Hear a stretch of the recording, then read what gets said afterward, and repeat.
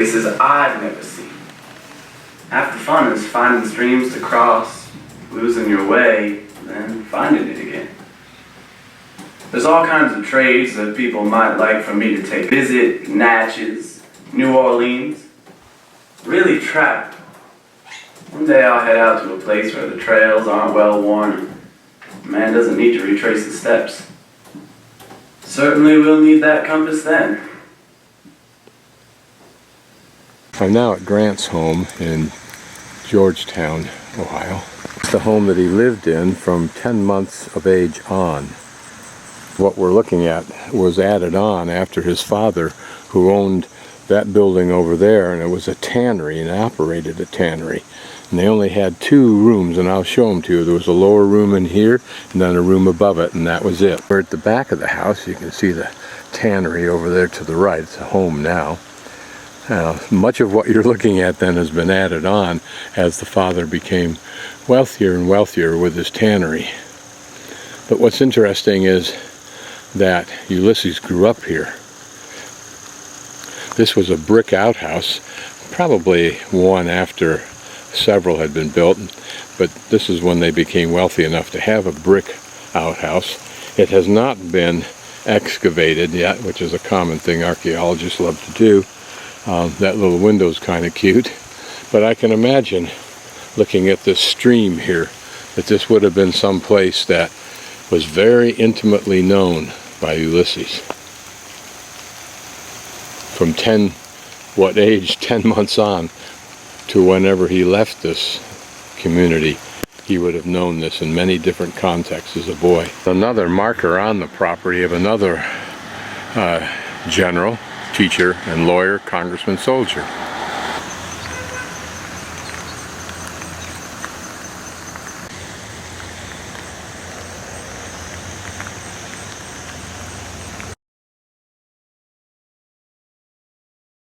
Rock is interesting. It has an interesting story to it, myth or not, we don't know for sure, but it's presumed to be true that a man wanted this rock brought from several miles away as a front porch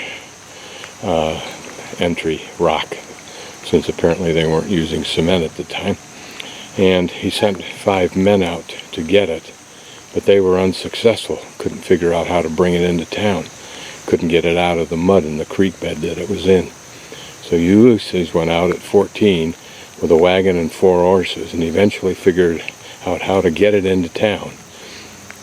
What it shows to me, regardless of whether he got paid or how he did it, thought he might have slung it underneath the wagon after digging it out.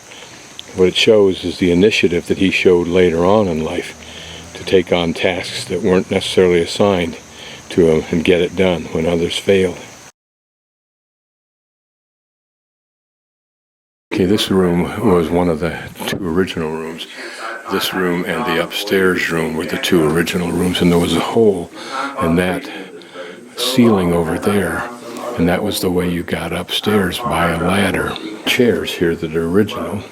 This one. Certainly we can presume that Ulysses, at various stages in his life when this chair was here, used it. The room that was added on, as well as that stairway we walked underneath, you see right there, that was an add-on at a later date, of course, making it easier to get upstairs. This was a common feature, and I see it all over my travels throughout this part of the country. Almost every older, larger house you look at is added on. This sofa was here when Ulysses was raised, but it didn't have this horsehair on it. A prior owner of the property had it sent to England, and for $10,000 had that horsehair upholstery put on. Why, I don't know. In Ulysses' day, it was upholstered with leather, which perhaps is a direct result of his father's efforts. Another portion that was added, of course, is this, and this more elegant stairway. And that door leads outside.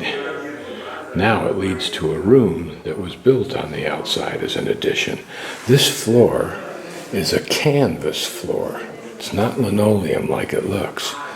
and it's nailed down. Now someone recently, or in the recent past, painted, hands painted it. We don't know what, if any, design it originally had. Now we'll go upstairs. This was a chandelier that did exist here. It was that in its day, you were capable of lowering it down, lighting the candle, and putting it back up. Well, imagine Ulysses went up these stairs. And his hands would have touched his banister as mine is. And I touch it because in my fantasy world, it's possible that some of what rubbed off on him microscopically will do the same for me. This small bedroom at the head of the stairs was Ulysses for much of his young life until he had to give it up for the use of his sisters.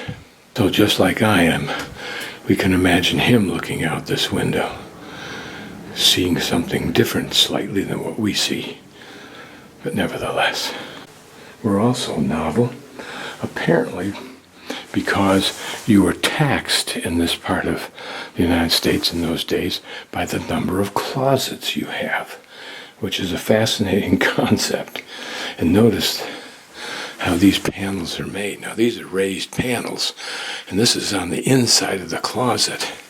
The irony of it was, even though there were beautiful raised panels, and we'll see them again downstairs, they were all painted because that was the affectation of the wealthy then.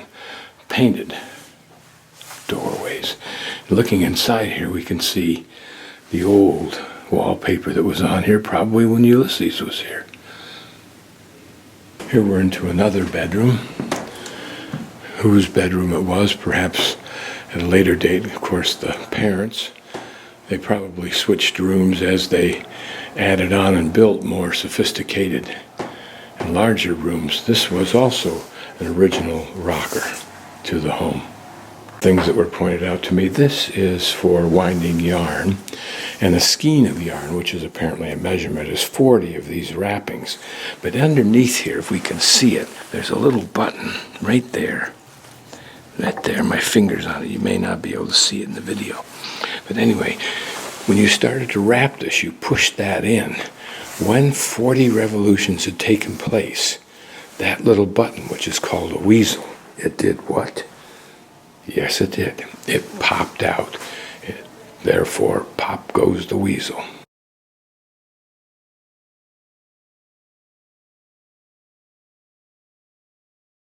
Rocker bassinet, if you will, or however you call it, was an original. This is what Ulysses was raised in as a child, as a baby.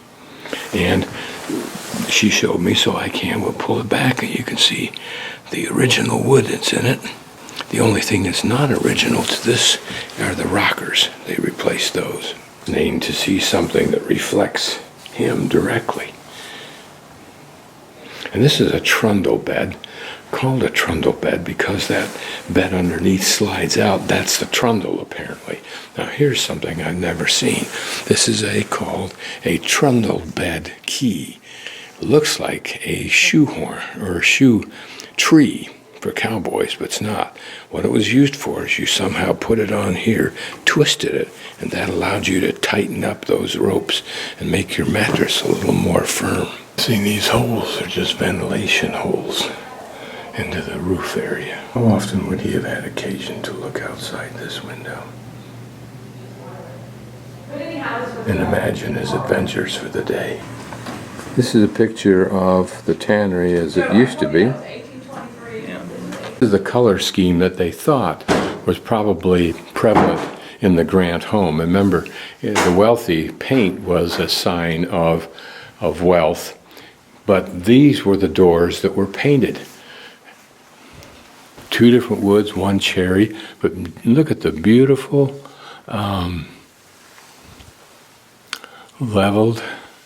beveled panels. And these are actually worked. These little lines in here are worked, like little bubbles, or little balls, what they're supposed to represent. But these are gorgeous doors like this. But that's not how they appreciated them.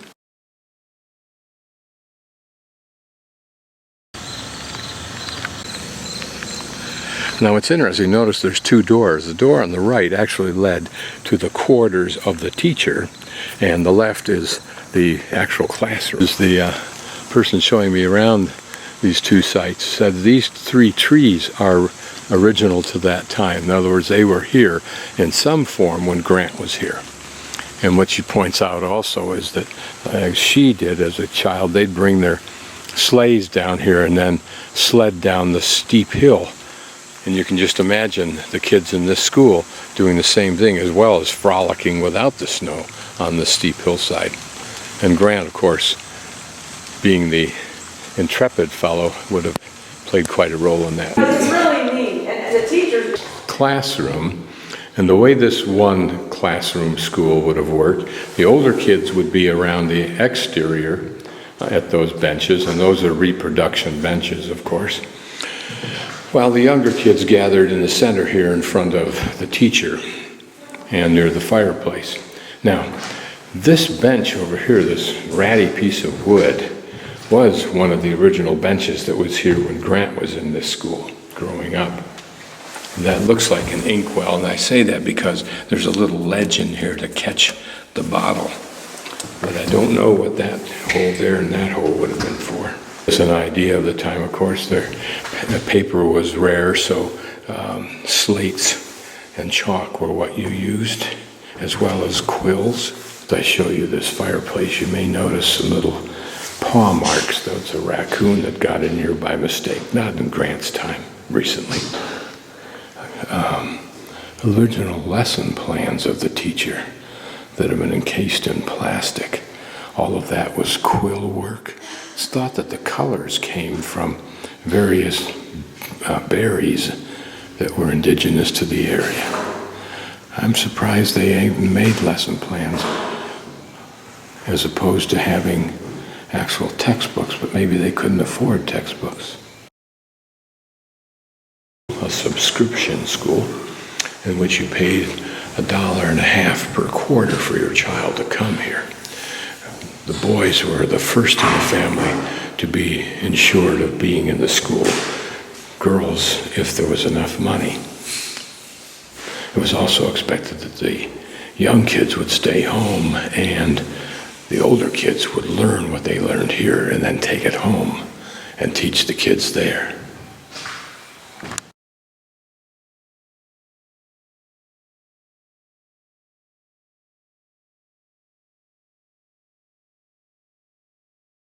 Grant's teacher, J.D. White, stern-looking fellow, but who really knows. But you have to wonder, what kind of lessons did he contribute, good or bad, to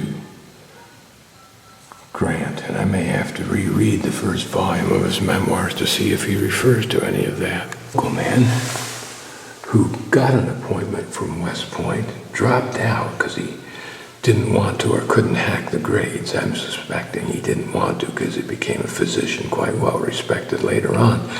And because of his dropping out, Grant was next in line and he got to go to West Point. Otherwise, we might never have heard of Grant. Also, the senator who gave Grant his appointment to West Point. This a bugle donated by the family of a young 14-year-old boy who was a bugle boy in the Second World War and was killed, in the Civil War, and was killed. They found stuff in the yard as this tornado came and blew off this left side of the school and kicked all of the marbles and other things that were in it out into the field, which archaeologists later excavated. Interesting because what it is a traveling post office that was donated by the family of the man who used to carry it in his wagon